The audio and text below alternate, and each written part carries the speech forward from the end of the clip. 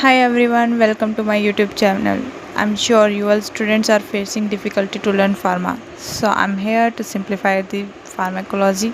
Come on, let's make it easy. कर दूँगी तो अब हम ऑरल रूट की बात करते हैं। तो oral route just most common, आप नॉर्मली कोई भी टैबलेट लेते हो, जैसे फॉर एग्जांपल ओमिप्रेजोल, जो कि एक पेप्टिक अल्सर के लिए हम यूज़ करते हैं।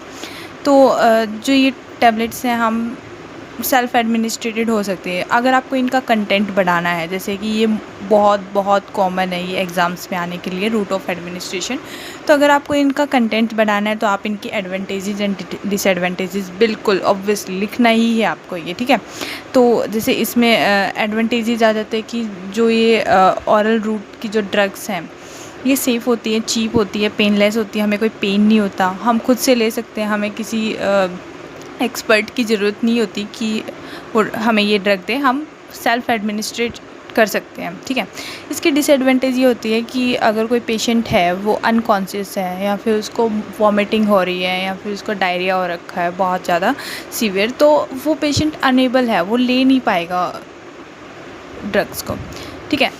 फिर हम बात करते हैं सबलिंगुअल की। सबलिंगुअल में जो ड्रग है वो हम अपनी टंग के नीचे रखते हैं।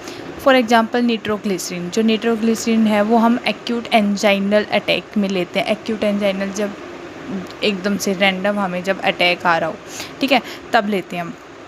तो इसकी एडवांटेजेस ये होती है, क्विक ऑनसेट है इसका, कि हम मतलब लेते ही ये एकदम से अपना एक्शन करना स्टार्ट कर देगा। सेकंड है कि ये जब मतलब मान लो हमने ले ली और हमें ये हुआ है कि नहीं, इसका एक्शन नहीं होना चाहिए, मान लो हमने गलती से ले ली इसकी, तो हम इसका एक्शन टर्मिनेट कर सकते हैं, हम इसको स्पिट करके, ठीक है।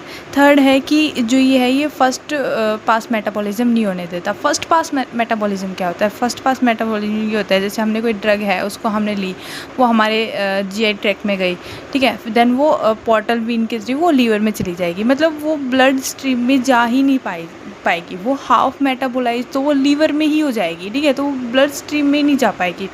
तो ये फर्स्ट पास मेटाबॉलिज्म हो जाएगा। और इसका एक और एडवांटेज ये हो सकता है कि हम सेल्फ एडमिनिस्ट्रेट कर सकते हैं इसको, ठीक है।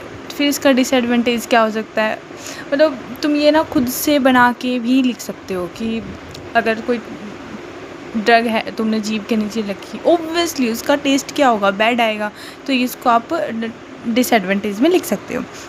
रेक्टल रूट क्या हो जाएगा? रेक्टल रूट क्या हो जाएगा? जब हम कोई ड्रग है उसको हम रेक्टम के थ्रू ले रहे हैं, that is the rectal route. Irritation हो सकती है, ये तुम इसको एडवांटेज एंड डिसएडवांटेज में लिख सकते हो। सो गाइज नेक्स्ट हम पेरेंटल रूट की बात करते हैं। पेरेंटल रूट में सबसे इंपॉर्टेंट उसकी एडवांटेजेस एंड डिसएडवांटेजेस आपको पता होनी चाहिए। पेरेंटल रूट जो है वो हम इमरजेंसी के लिए यूज़ कर सकते हैं, ठीक है। और क्यों इमरजेंसी के लिए? क्योंकि उसका ऑनसेट ऑफ एक्शन बहुत ही फास्ट होता है, ठीक है। और वो अगर कोई पेशेंट है अनकॉन्शियस है तो उसके लिए सूटेबल होता है। अगर कोई पेशेंट है उसको सीवियर वॉमिटिंग या डायरिया हो रखा है तो उसके लिए भी हम सूटेबल है, हम उसको दे सकते हैं। डिसएडवांटेज क्या हो सकती है? वो सेल्फ एडमिनिस्ट्रेशन नहीं होता है। क्यों? क्योंकि पेशेंट खुद इंजेक्ट थोड़ी ना कर सकता है, खुद से इंजेक्शन थोड़ी ना लगाएगा, तो वो सेल्फ एडमिनिस्ट्रेशन नहीं हो सकता। फिर हम बात करते हैं इसके सब points, injection, inhalation and transdermal. First आता है अपना इंजेक्शन। इंजेक्शन में जैसे कि अपना फर्स्ट पॉइंट आ गया इंट्राडर्मल। इंट्राडर्मल की हम जो है इंजेक्ट करेंगे उसकी स्किन की लेयर्स में, ठीक है। जैसे कि उसका एग्जांपल हो गया BCG वैक्सीन। जो BCG वैक्सीन है वो काफ़ी पेनफुल होती है, आप इसके डिसएडवांटेजेस में लिख सकते हो, और हम इसको जस्ट कुछ स्मॉल अमाउंट में ही हम इसको एडमिनिस्ट्रेट कर सकते हैं, ठीक है। नेक्स्ट अपना आता है अपना सबक्यूटेनियस। सबक्यूटेनियस जो है वो हमारी सबक्यूटेनियस टिश्यू में इंजेक्ट करते हैं, जैसे कि एब्डोमेन हो गया, थाई हो गया, आर्म हो गया। जैसे कि इंसुलिन का जो इंजेक्शन है ना वो हम सबक्यूटेनियस में एब्डोमेन में इंसर्ट करते हैं, ठीक है। इसकी डिसएडवांटेजेस ये है कि मतलब इसकी जो एब्जॉर्प्शन है वो काफ़ी स्लो होती है, ठीक है। इंसुलिन हम जब डालते हैं ना उसकी एब्जॉर्प्शन काफ़ी स्लो होती है। नेक्स्ट हम बात करते हैं हमारे नेक्स्ट पॉइंट की, इंट्रावीनस, जो कि एग्ज़ाम के लिए बहुत बहुत बहुत बहुत इंपॉर्टेंट है, ठीक है। तो जो इंट्रावीनस है जो अपन उसको ब्लड स्ट्रीम में इंजेक्ट करते हैं डायरेक्टली वीन के थ्रू ब्लड में।